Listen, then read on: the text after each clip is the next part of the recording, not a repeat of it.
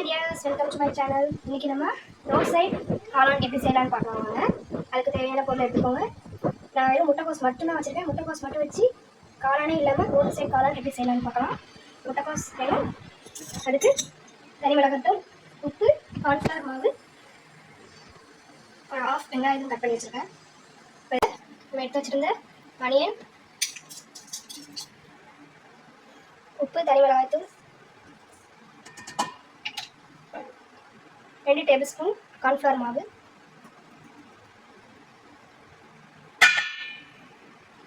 இதில் கொஞ்சமாக தண்ணி ஊற்றி போண்டா போடுற அளவுக்கு நீங்கள் நல்லா கட்டியாக மிக்ஸ் பண்ணிக்கோங்க.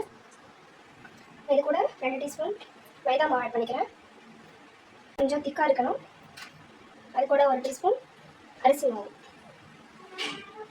எல்லாத்தையும் நல்லா கட்டியாக பிசைஞ்சு வச்சுக்கோங்க. நல்லா கட்டியாக இது போல் பிசைஞ்சு வச்சுக்கணும்.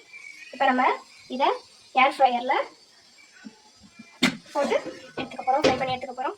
நம்ம கொஞ்சம் கொஞ்சமாக ஏர் ஃப்ரையரில் எடுத்து வச்சு பொரிச்சு வச்சுக்க போகிறோம்.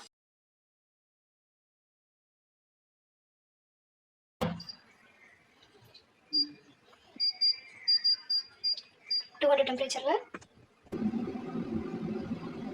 15 மினிட்ஸ் வச்சுக்கிறோம். அதுக்கப்புறமா நம்ம லைட்டாக ஆயில் ஸ்ப்ரே பண்ணிக்கலாம். 2 மினிட்ஸ் இதில் வெந்த உடனே நான் லைட்டாக ஆயில் ஸ்ப்ரே பண்ணியிருக்கேன். இப்போ நம்ம எடுத்து க்ளோஸ் பண்ணிக்கலாம்.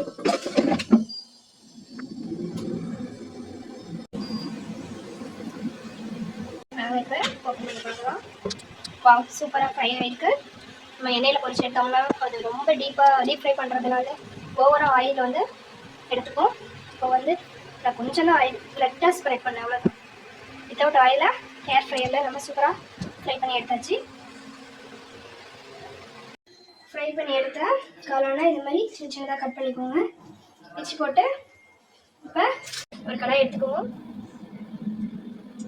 தேவையான எண்ணெய் ஊற்றிக்கோங்க. பொடியாக கட் பண்ணி வச்சுக்கோங்க. வெங்காயம் எடுத்துக்கோங்க. கூட உப்பு ஆட் பண்ணிக்கோங்க. அது கூட நான் குடமிளகா கட் பண்ணி வச்சுருக்கேன். இது கூட 1/2 டீஸ்பூன் தனி மிளகாய்த்தூள், கொஞ்சமாக கரம் மசாலா, இது கூட சோயா சாஸ் கொஞ்சம் வச்சுக்கோங்க.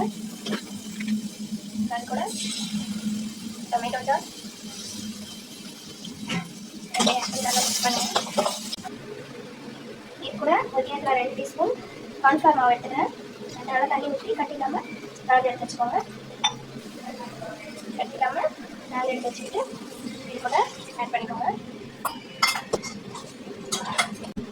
இது கூட 1 கிளாஸ் தண்ணி ஊற்றிக்கிறேன். நமக்கு காளான் ஃபுல்லாக மூணு அளவுக்கு இருக்கணும். நல்லா கொதிச்சு வரட்டும்.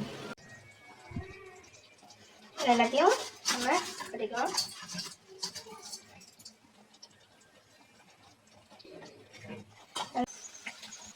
நல்லா திக்காயிடுச்சு. இந்த ஸ்டேஜில் நம்ம ஸ்டவ் ஆஃப் பண்ணிக்கலாம். இது மேலே ஆனியன் பொடியாக கட் பண்ணியிருக்கேன், கொத்தமல்லி. நீங்களும் ட்ரை பண்ணி பார்த்துட்டு எப்படி இருக்குன்னு கமெண்ட் பண்ணுங்கள். மறக்காமல் நம்ம சேனலை சப்ஸ்கிரைப் பண்ணிக்கோங்க. தேங்க்யூ. தேங்க்ஸ் ஃபார் வாட்சிங்.